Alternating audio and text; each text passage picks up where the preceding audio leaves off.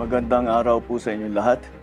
Ito po ay isa pang report na aking ginagawa upang malaman ng taong bayan kung ano na ang nangyayari tungkol sa mga flood control na kaso na naging iskandalo. At kung paano kung ano ang mga ating nagawa upang mapanagot ang mga may kagagawan nito.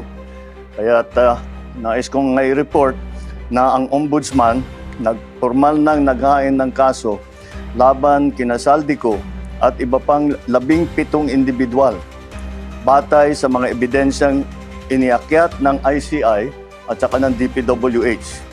Hindi po ito haka-haka, hindi po ito kwento.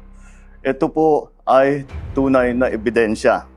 At ito po, para hindi ko na babasahin, pero makikita naman ninyo sa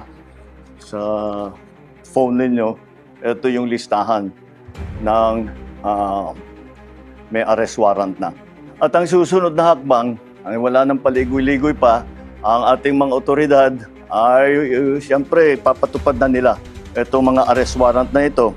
Aarestuhin na sila, ihaharap sa korte at pananagutin sa batas. Walang special na pagtrato, walang sinasanto. Ako ang nagsimula nitong lahat.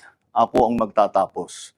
Kaya't asahan po ninyo na wala pong tigil itong aming ginagawa.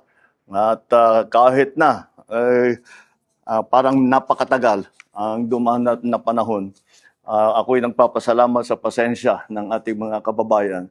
Ngunit nagbunga na ng resulta ang mga pasensya ninyo. Maraming salamat po. Magandang araw po sa inyo.